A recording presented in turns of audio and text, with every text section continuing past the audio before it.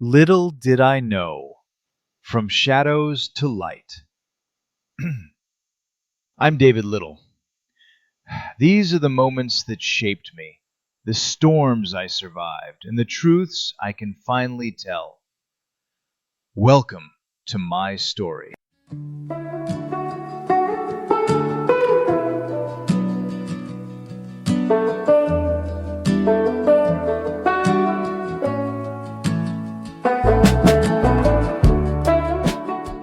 Chapter 2: The Turbulent Teenage Years. Adolescence arrives not as a gentle transition, but as a torrent, sweeping David into a world of new freedoms, risks, and revelations. Chapter 2 traces his journey through canoes, camps, and curtain calls, where the lessons of brotherhood, belonging, and resilience are forged in the unpredictable currents of teenage life. Through triumphs and turbulence, David begins to discover the person he is becoming, shaped by both the shadows and the light of these formative years. December 21st, 1982. Lawn clippings and loneliness. The summer of '82 came in quieter than the one before it, more like a soft radio station you turn to when you can't sleep. I wasn't streaking through town anymore. The sirens had receded into long echoes. Instead of chaos, I learned the modest rhythm of regular work. I mowed lawns. 5 houses a week, same pattern. Driveway, mower bite, bag the clippings, sweep the walk. Gasoline and cut grass became the smell I carried home, not cigarette smoke and cheap cologne. $50 in a crumpled hand felt less like cash and more like earned dignity, measured in green blades and sunburned knuckles. It was honest. It was small. And it exposed something I'd been avoiding, a truth older than my bravado. My friendships were, for the most part, transactional. When I had product and swagger, people stuck by me. When I had none, the calls stopped. The keg invites dwindled. The hangouts thinned until it was only me and the hum of a dying summer radio. By late fall, the gap between me and them had hardened. I learned how quickly your value evaporates when you stop providing. It was a humiliating lesson, but it was also clarifying. I started to see who was there for the person and who was there for the goods. That alone was a kind of education I couldn't have paid for with stolen cash. December 21st landed like a hard frost. I remember the cold up on Manor Avenue, how the wind cut under your jacket, and how the corner store's neon looked like a small hurt in the dark. I remember dialing Steve and hearing the same tired exchange. "What are you doing? You got any money?" "Nope." "Okay, see you later." Door after door closed over the phone. The solitude felt not merely lonely, but corrosive. I'd flirted with destruction before, pushed toward it like a dare, but that evening the edges felt closer than they'd ever been. I sat on the frozen stoop outside Pucci's corner store, and the thought of stepping over the line felt frighteningly easy. What I did next surprises me now. I closed my eyes, bowed my head, and prayed.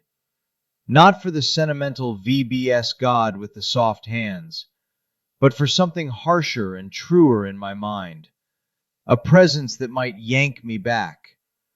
"Save me from my despair," I whispered into a winter that felt like glass. No grand revelation followed, no choir, just a raw, small voice inside that said, "Stay." I walked home alone with my eyes wet and my mouth full of the taste of cold. Morning came like a slow mercy. The heaviness had lifted just enough to let a thin beam of hope through. Days after, the news came. Steve, Bobby, and a few others had been picked up for breaking into Pucci's. A week in Albany County Jail, a cautionary tale wrapped in cuffs and fluorescent light regret. Little did I know. Would I have joined them if my prayers had been hollow? Would that one wrong turn have rewritten the years that followed? I don't know. I only know that mowing lawns, the cheap dignity of honest labor, and that icy prayer on a stoop held me steady long enough to miss the fall. It wasn't dramatic. It wasn't cinematic. It was quiet and stubborn, like a lawn that keeps growing after you think winter's won. And somehow, that quiet held me, enough to start choosing differently.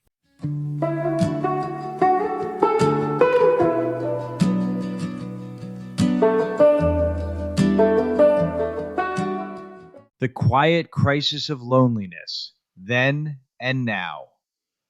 Looking back on December 21st, 1982, I can still feel that winter night on Manor Avenue, the empty phone calls, the corner store neon buzzing like a tired pulse, and the cold that soaked through my jacket and straight into the places I didn't know were breaking. By then, my life had quieted down. No sirens, no courtroom benches, no police cruisers. Just lawns to mow, bags of clippings to drag to the curb, and the dull ache of friendships that had evaporated the moment I stopped providing what everyone wanted. I didn't understand it then, but I was learning one of the most dangerous truths of adolescence. When a teenager's worth hinges on what they can provide, not who they are, loneliness becomes a silent predator. I felt that predator's breath on my neck that night. The distance between a kid trying to stay afloat and a kid slipping under isn't measured in miles. It's measured in isolation. I wasn't running from cops or stealing vodka. I was running from something quieter, colder, and far more lethal. The belief that I didn't matter. That's when the turning point came. Not loud, not holy, not cinematic. Just a moment on the stoop where something inside whispered, "Stay." I bowed my head and prayed, not for miracles, but for interruption. That thin thread of hope pulled me home, and days later my friends were arrested for breaking into Pucci's. A single moment kept me from a cell I would have been sitting in if my loneliness had won. Loneliness is the new epidemic, then and now. My crisis happened before smartphones, social media, disappearing messages, and digital pressure cookers. But the emotional engine behind it hasn't changed. In 2025, teen loneliness is at the highest point ever recorded. Not because kids are isolated, but because they are overstimulated and underconnected.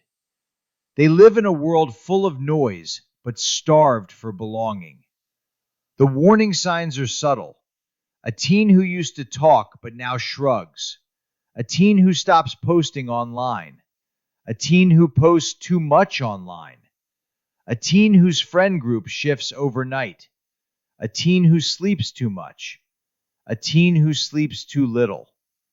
A teen who says, "I'm fine," like it's a shield. Loneliness rarely looks like tears. More often, it looks like numbness. Why today's teens are more vulnerable. In 1982, I chased belonging at parties, in stolen bottles, and through nicknames that felt like armor. Today, teens chase belonging through online validation, private chats, older friends, disappearing messages, pressure to be available 24/7, addiction to digital approval, friendships that become transactions, relationships that disguise exploitation as affection. The tools are different, The pain is the same. The consequences are faster. Polaris Project reports that traffickers today often use romance, digital intimacy, and emotional vulnerability, not kidnapping, to pull teens in. The McCain Institute shows that modern exploitation begins with connection, not force. The National Center for Missing and Exploited Children warns that 1 in 7 endangered runaways in 2024 were likely trafficking victims. These are not abstract dangers. They are modern versions of the same shadow that found me on that winter stoop. What parents need to know. Parents today don't need to interrogate their kids. They need to connect with them. Instead of, "What's wrong? Why are you acting like this?" Try, "When did your day feel heavy? Where did you feel alone this week? What can I carry with you?" Adolescence is full of thresholds. Most dangerous choices come in quiet moments when a teen feels unseen, unheard, unimportant, interchangeable. The cure for loneliness isn't discipline, it's presence. The small interventions that save lives. People imagine teen rescue as dramatic, flashing lights, heroic interventions, last-minute saves. But what saved me was honest work, a moment of prayer, a whisper of self-preservation, the instinct to stay alive one more night. Most of the time, rescue happens in the smallest ways. A check-in, a conversation, a ride home, a parent noticing what others miss, a kid deciding not to follow the crowd this one time. It doesn't take a miracle, it takes connection. What I wish today's teens could hear. You don't have to earn your worth. You don't have to perform for belonging. You don't have to buy your way into friendships. Your value is not tied to what you provide, and the world is better with you in it. Loneliness lies, but you don't have to believe it. Stay just one more night. There is a future version of you who will thank you for surviving.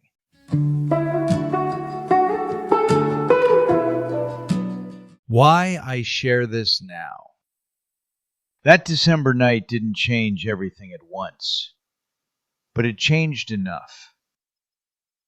Enough to steer me away from one more fall. Enough to remind me that light can reach even the loneliest kid. My story is a reminder for parents, for teens, for anyone watching your documentary or reading your memoir. The danger isn't always destruction. Sometimes the danger is invisibility. And connection, simple, human, consistent connection, is the antidote.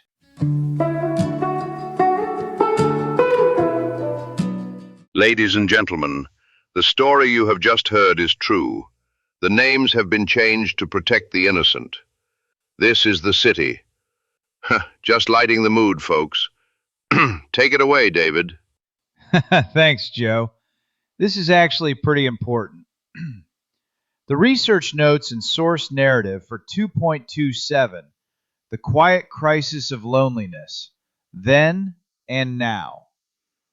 The story you've just read or heard, a lonely winter night in 1982, a quiet prayer on the stoop, a life that could have turned and didn't, isn't just a memory. It's a lens. And to tell this story responsibly in 2025, the lens has to widen. The dangers that nearly caught me back then are not the same ones that stalk teens today, but the patterns are the same. The vulnerabilities are the same. The loneliness is the same. To understand the modern parallels, I turn to the organizations doing the work, the ones gathering data, fighting exploitation, documenting runaway patterns, and sounding alarms that too few people hear. National Center for Missing and Exploited Children, NCMEC. The numbers from NCMEC aren't abstract statistics. They're reminders that the story I survived is still playing out in homes, hallways, and bus stops across America. In their 2024 case analyses, NCMEC reported more than 29,000 missing children, with 1 in 7 endangered runaways likely victims of child sex trafficking. Not kidnapped, not snatched, but lured, targeted, groomed. Children slipping through cracks the same way I almost did, silently. Polaris Project, National Human Trafficking Hotline and Analysis. Polaris makes one thing brutally clear. Today's traffickers do not rely on force. They rely on relationship. Promises of safety, affection, belonging, or escape. The same needs that pulled me toward the wrong crowd in 1982 are now exploited digitally. In the modern landscape, manipulation often happens before a parent even realizes a friend exists. U.S. Department of State, 2025 Trafficking in Persons Report. The TIP report shatters the myth that trafficking is a foreign problem. Most child victims in America were exploited inside the United States. No border crossings, no dramatic abductions, just kids, often lonely, unsupported, or struggling, being targeted where they live, learn, and hide. McCain Institute, Research on Sex Traffickers of Minors. Their 6-year analysis reveals the psychology of traffickers. They study vulnerability the way a hunter studies tracks. Children who feel invisible, as I did on that December night, are more likely to be groomed by someone who simply pays attention. Office of Juvenile Justice and Delinquency Prevention, OJJDP. Their research into runaway and homeless youth shows what I lived firsthand. Teens rarely run from comfort. They run from conflict, loneliness, or the belief that nobody will notice they're gone. And once they're out the door, risks multiply fast. National Runaway Safe Line, NRS. The NRS does more than answer phones. Their 2024 to 2025 findings show that teens in crisis aren't always running toward danger. They're running away from emotional pain. Just like that kid sitting outside Pucci's with a frozen face and a tired prayer. Why these sources matter here. This episode isn't just a memory from 1982. It's a mirror held up to 2025. A reminder that while the world has changed, algorithms, apps, predators, opportunities, the emotional storm inside a teenager has not. Loneliness is still the gateway. Connection is still the answer. And vigilance, not fear, is still the responsibility of every adult who loves a child.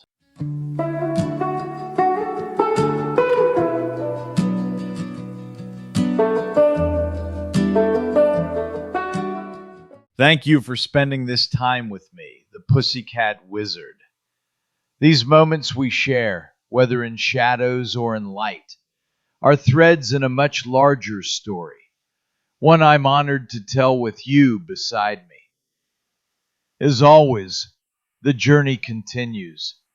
The next chapter subsection is waiting, and I'd be honored if you'd walk with me a little further down this road. Until then, keep the wonder alive, and I'll see you in the next episode of Little Did I Know.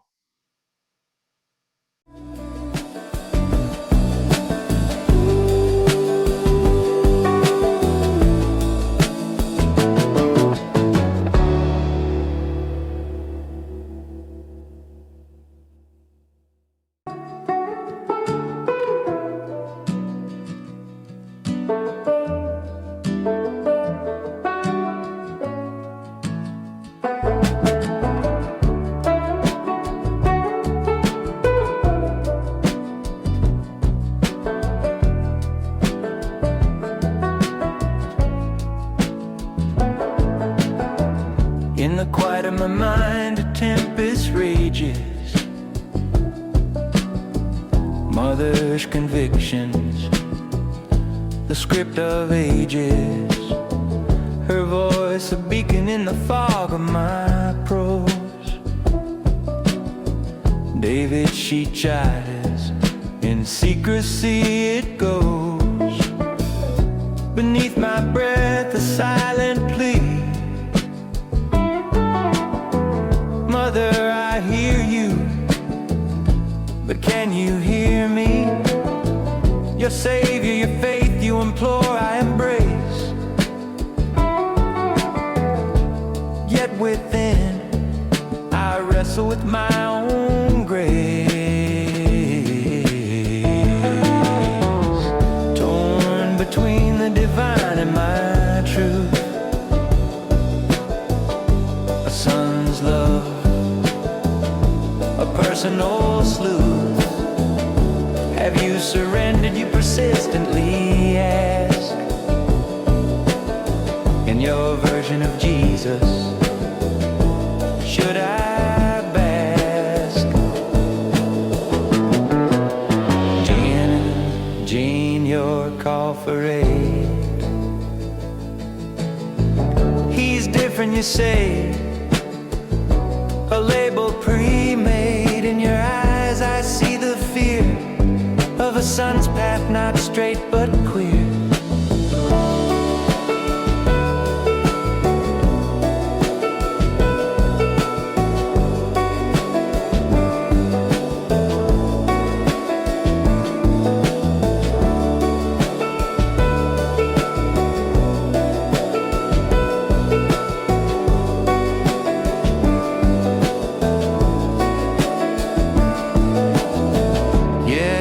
Stand at the crossroads of self.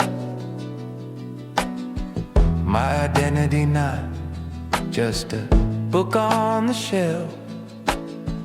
Mother, your love I'll always hold dear, but my journey is mine. Let this be clear.